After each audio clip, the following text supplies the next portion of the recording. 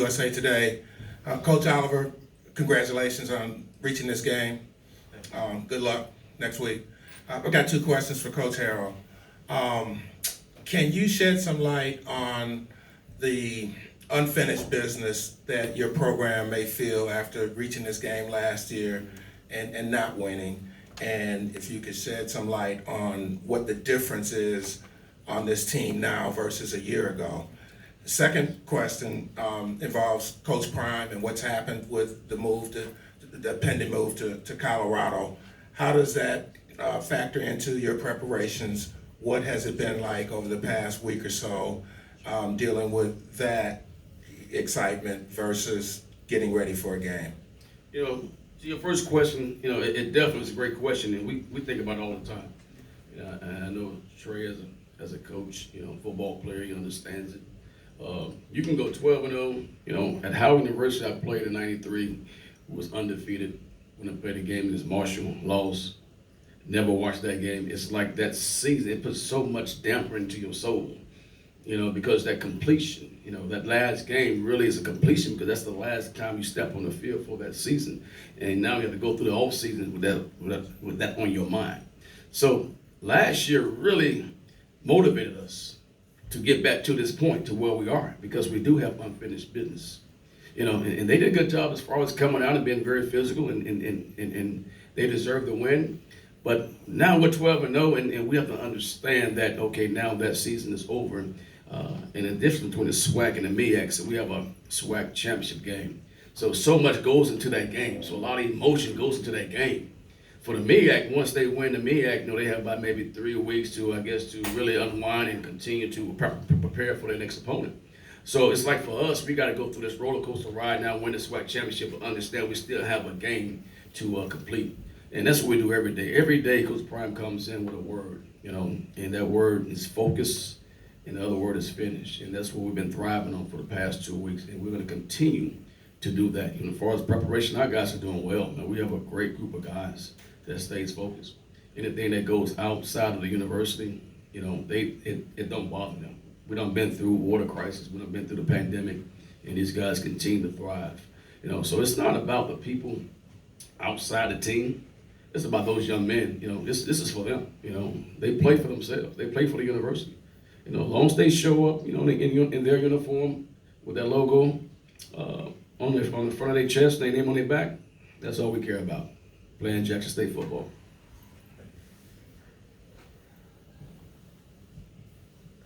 Coach Trei Oliver, I know as a Jason McDonald, Core 360 Sports, I know as a alumnus and a former player for North Carolina Central, being able to bring this back home would be amazing. But talk about the way that, because of the 16 conference, having to play those 3 out-of-conference upper-level teams, one in being New Hampshire, which went to the second round of FCS bracket.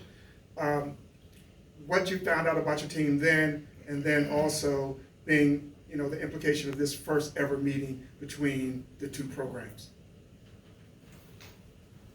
The first ever meeting between us and Jackson? Yeah. We played, I think, 3 times before, Kyle? Yeah, so it's been a while. I believe back in the 80s, but when we lost a couple teams out of Conference FAM and Bethune-Cookman and North Carolina A&T, we had to adjust our schedule and try to add some teams late.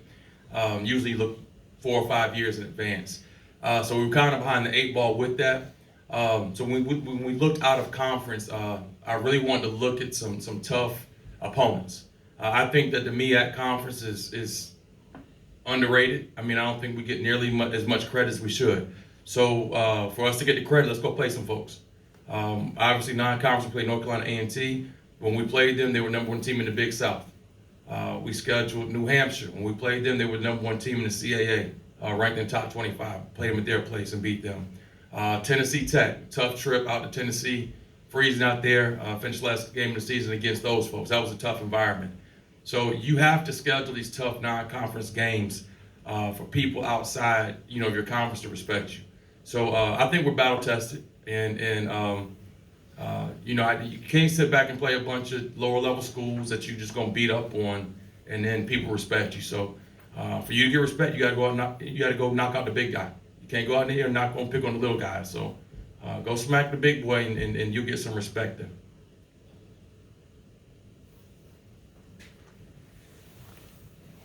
Don Stetson, DNA Sports Talk. We know that this is a business trip for both of you coaches, and winning the football game is the most important thing. What are some other experiences and things that you hope that your players gain by being here? I mean, for us, for Jackson State, it's always about networking. You know, come here and network. You know, as you move around and you attend the function, the seminars with the NFL, you know, folks from Coca-Cola, just network and grow from there. You know, understand that there is life after football.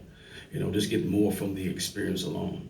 You know, gain the memories that, you know, when you look back at this particular day, you know, a lot of good memories, a lot of good things come out of it where you can share with your families.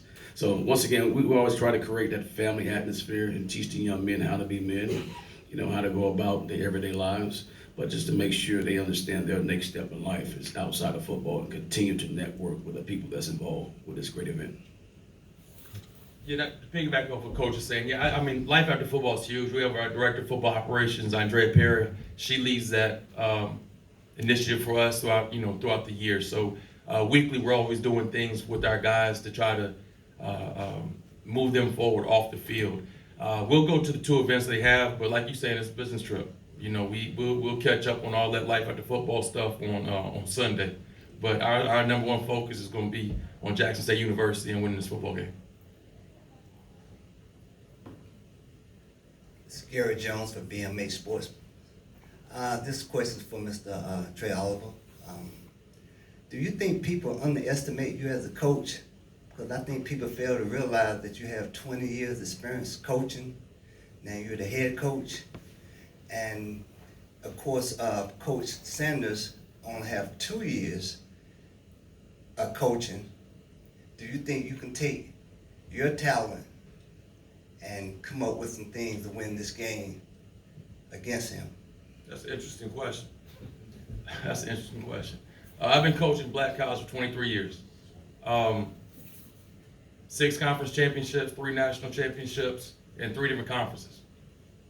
Division II North Carolina Central, where we beat Southern University in 06, won a black college national championship. We won one at Grambling State University. We won one at North Carolina A&T. So I just try to be humble and stay hungry with it. I was coached by NFL Hall of Famer Larry Little, so but I don't get caught up in all that other stuff.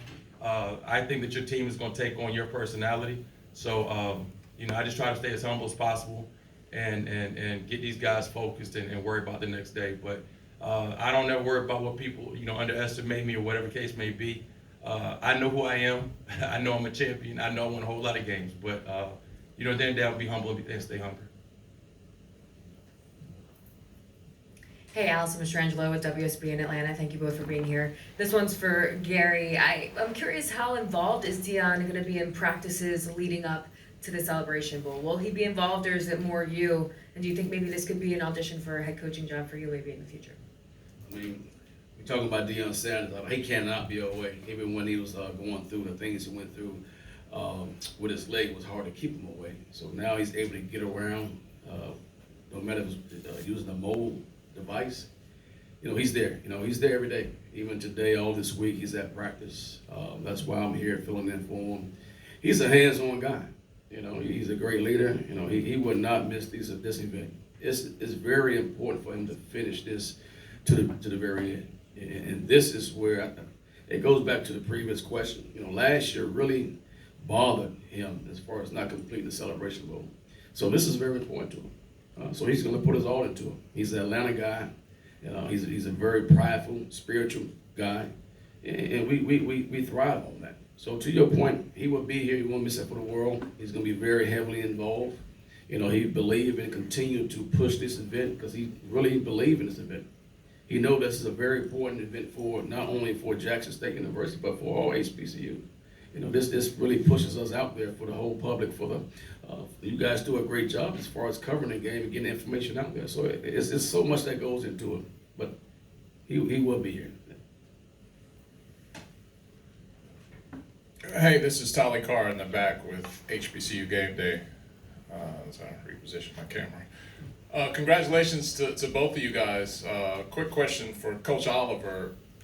You had your team had a longer time to prepare, but there was probably 4 or 5 SWAC teams that were still in the running after you guys had already won the MEAC. What was that process like for you? I know you were concentrating on your team, but just kind of keeping an eye on the SWAC and how all that drama unfolded down to the very last minute. Right, we did have a couple of weeks off. First week, we kind of let the guys get away for Thanksgiving break and just try to refresh, recharge their batteries, and spend some time with their families. That was very important for me. Then when they got back as a staff, we kind of looked at film and several teams. But with the guys, it was more so of finishing up their exams and finishing strong in the classroom. Obviously, it was about technique and fundamentals. Let's improve those areas, things we need to improve on. And then once we figure out who we're going to play, we will put together a game plan for them. But we weren't going to put together a game plan for 3 possible teams and all this other stuff and waste time and energy. So let's work on us, because this is about us at the end of the day. Jackson's going to do what they do. We're going to do what we do. But I do know a lot of times you can try to reinvent the wheel and do too much. So we weren't going to implement a whole new defense. We weren't going to implement a whole new offense. So whatever they see on film is what we're going to do. How y'all doing? Miles Johnson, journalism student at Morehouse College. This is a question for Coach Harrell. I want to ask you, Jackson State going 12-0, winning the SWAC, dominant season. I wanted to ask, has there been a time that the team has gone through adversity or has been battle tested, and pick a point in the season where that's happened? Is how can you take that to your team that is obviously dominant, but as a coach you can nitpick certain pockets where y'all can improve. But has there been a time this season where y'all have faced adversity and have been battle tested? Thank you. Going 12-0, winning a game in college football is very difficult, within itself. And I think we did a good job as far as each week, going 1-0 and just focus on that one particular opponent. Like you said, when you step out the conference, Campbell, when you watch that team, a lot of great things that they possess. We want to make sure we put on a great show. I think we came out and represented not only the SWAC, but just the HBCU level very well. Just like the Eagles, they went and did a great job against New Hampshire. And that's what you want to do when you step out the conference. Show that, okay, we have great coaches, we have great players, we have the administration, we have the things that we can compete with those type universities. Every week we feel like adversity is there. But it's scary, when you watch us play.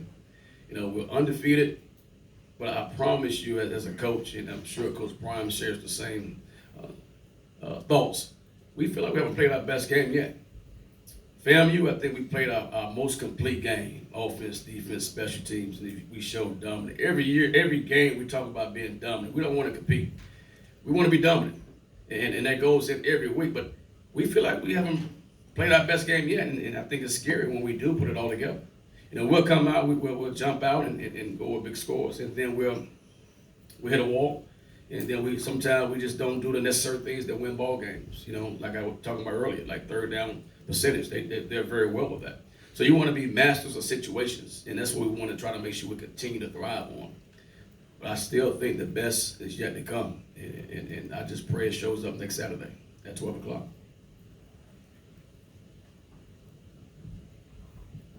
Jonathan Simmons from Real Talk Sports and WIGO 1570 here in Atlanta. It's actually for both coaches. You may have been asked this earlier, but when you guys come to Atlanta, with this being kind of the hotbed of college football recruiting, do you guys get a chance to do much recruiting or take a look at some of the top athletes here? No, we won't be doing any recruiting down here. We coming down here worried about winning this football game. I can't say enough about it. I knew there was a whole lot of talent in Atlanta, but we had to focus on the task at hand. So, we'll be, as a staff, we're not going to miss, out and going to games and all that stuff. Our staff will be locked in with our young men in meetings and focused on the football game. So there's time and a place for it. And during the season, a lot of times on Fridays, we do go out and recruit. But I think when you have a national championship game on the line, we're not worried about that right now. To piggyback on that, I think that we did a great job, with our administration, with Deion Sanders, and being here today, that take care of itself. Teams that watch us, recruiting has changed. you get recruited by these young kids today. You don't have to go out and do all the recruiting. They come after you now. They do a good job as far as displaying their talent and sending in information. And you just got to do a great job on your end once you get through the Celebration Bowl and go through it, filter through all the information and choose the right guy. But we feel like Jackson State sells itself. We have a product, we have a brand, and we're going to continue to put that on stage. Once again, like I said, next Saturday at 12 o'clock on the 17th, but we believe in our brand. We believe that we have a great university when it comes to the educational component and when it comes to sports, not only just football, but we do well as far as all the various sports, as far as winning championships. Now, little kids love being a part of that. And we don't shy away as far as displaying it on social media. We want to show you what we got. We want to be very transparent. So yes, recruiting wise, we do that every day. We recruit by showing what we do and being who we are.